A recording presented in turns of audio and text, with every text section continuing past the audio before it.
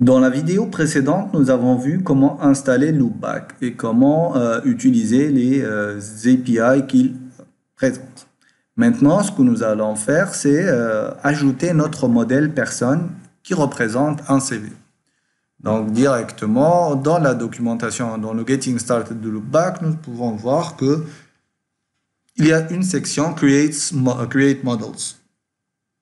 Donc, pour créer un modèle Loopback, c'est LB modèle tout simplement. Et donc, on va reprendre là où on s'est arrêté. Et là, on va ouvrir une nouvelle fenêtre, lui dire LB modèle. Voilà. Là, il va nous demander le nom du modèle, etc., etc. Donc, ce que je vais essayer de faire, c'est, bon, ici, il me dit quoi? Comme d'habitude. OK, c'est des API. Voilà. Donc, moi, ce que je vais essayer de faire, c'est d'aller créer une base de données ici, rapidement, pour l'utiliser. D'accord? Et dans cette base de données-là, je vais associer une table, donc nouvelle base de données.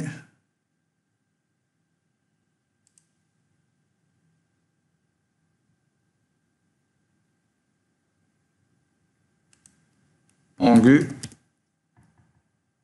format. On va créer cette base de données là. À l'intérieur, on va créer une table qui va s'appeler personne. Ici, notre table personne. Au départ, je vais mettre 0 et je vais créer notre table. Et je vais faire exécuter. Doit être supérieur ou égal à 1. Ok, je vais mettre 1 et je vais exécuter.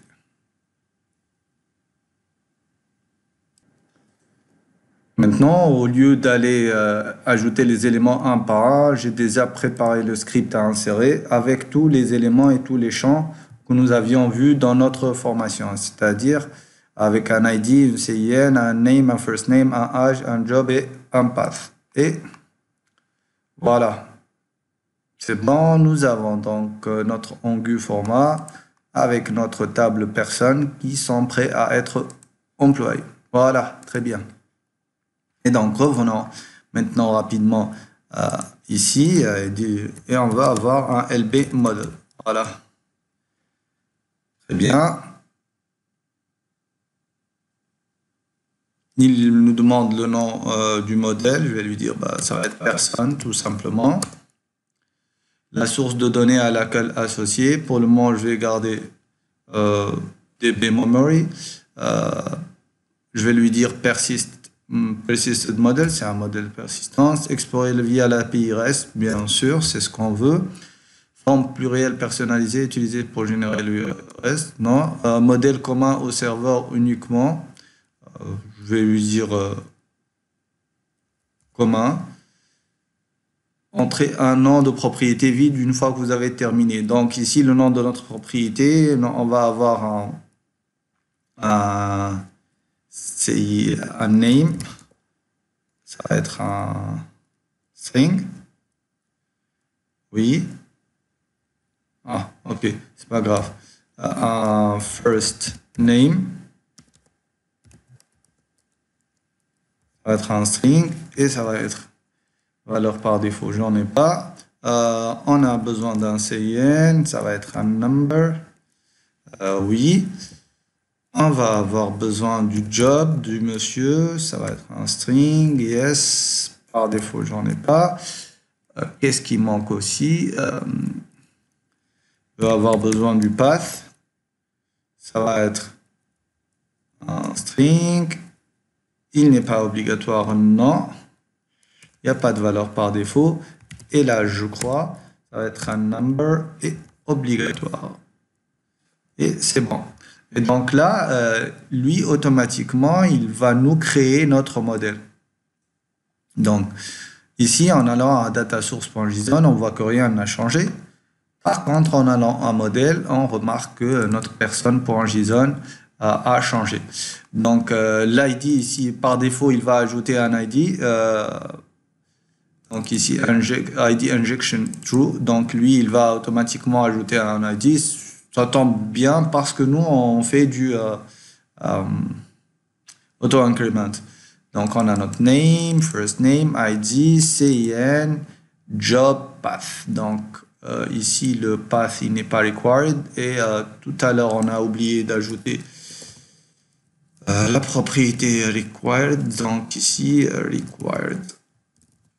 Ça va être à true, tout simplement. Voilà, très bien. Maintenant, je voudrais en fait associer ma base de données MySQL à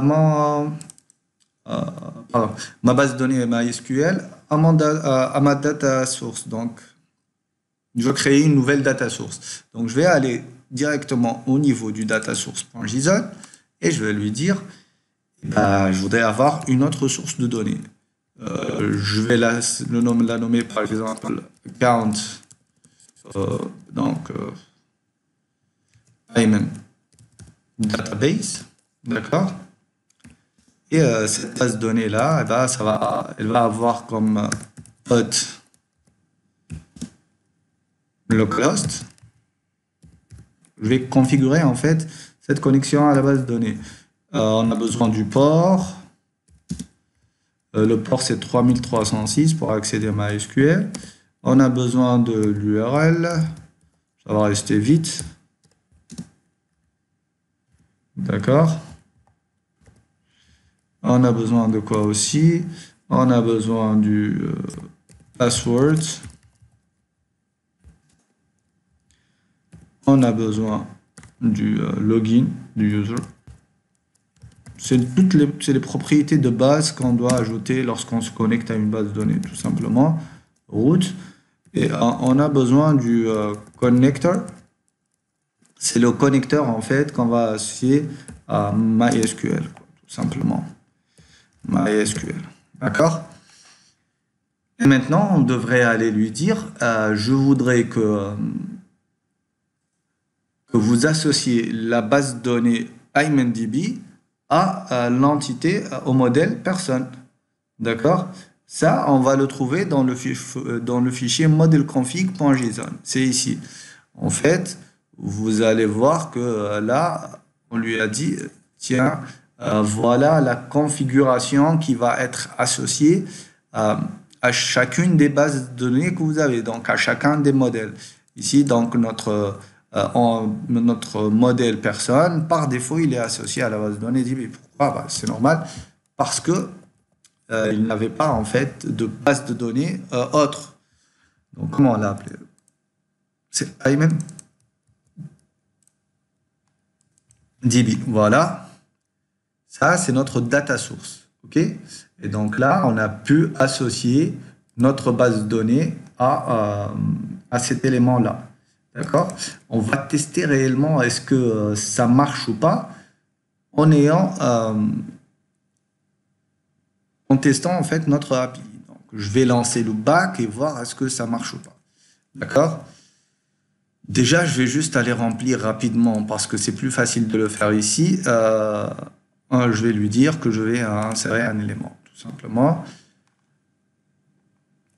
OK, name, c'est Léoti. Voilà, first name, c'est Ayman. Age, c'est 36. Job, c'est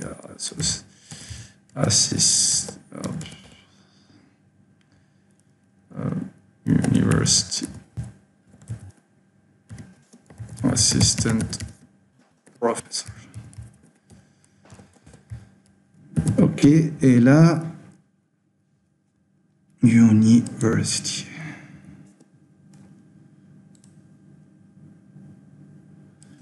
Et là, le path, c'est as.jpg. Voilà. Donc, je vais exécuter ça, je vais l'ajouter. Et maintenant, si je vais aller parcourir, je vais avoir l'élément qui a été ajouté. OK. Maintenant, on veut aller vérifier si ça marche ou pas. Déjà, je vais réactualiser ça. OK. Voilà. Bon, je vais aller voir l'Explorer directement. Donc, il n'arrive pas à voir la personne. Ah, il faudra que je le relance en fait. Donc ici, je vais venir là et je vais faire un petit CTRL-C. Et je vais lui dire, bah, va réexécuter ce code-là. Là, il va me sortir une erreur. C'est quoi l'erreur?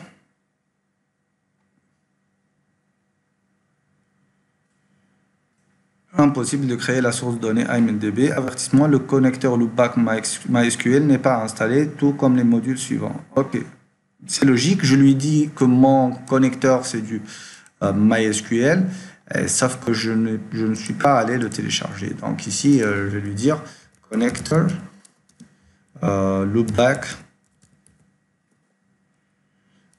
MySQL.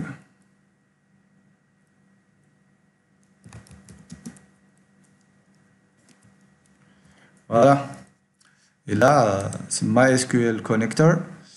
Et là, je dois installer en fait le driver de loopback pour pouvoir accéder à MySQL. Donc, une seconde, je vais aller récupérer la commande, je vais aller l'installer et ça devra marcher. Donc, si npm installe loopback connector, save, tout simplement. Ok. Là, on va faire ça. On installe notre connecteur SQL. MySQL plutôt. Et puis, on va réessayer.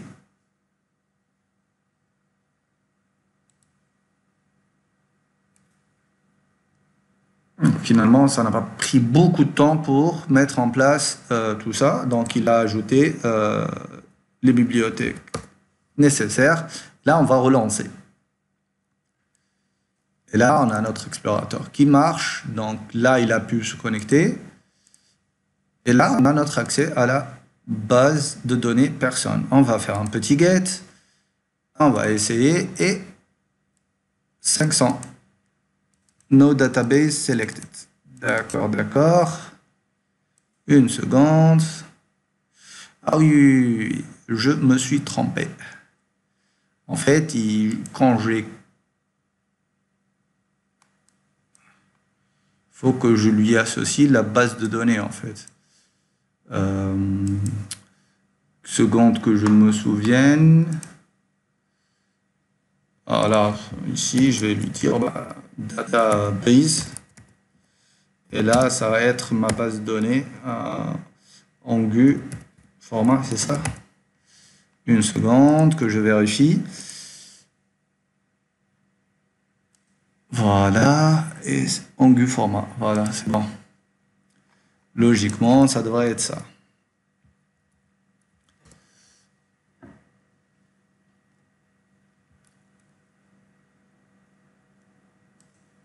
Voilà. Donc, là, on ferme ça, on accède à personne. On va faire un get sur les personnes. On va essayer. Et on a la personne que nous avons dans la base de données. Donc, nous avons pu créer notre modèle, le connecter à une base de données MySQL et essayer notre premier API. Voilà, merci.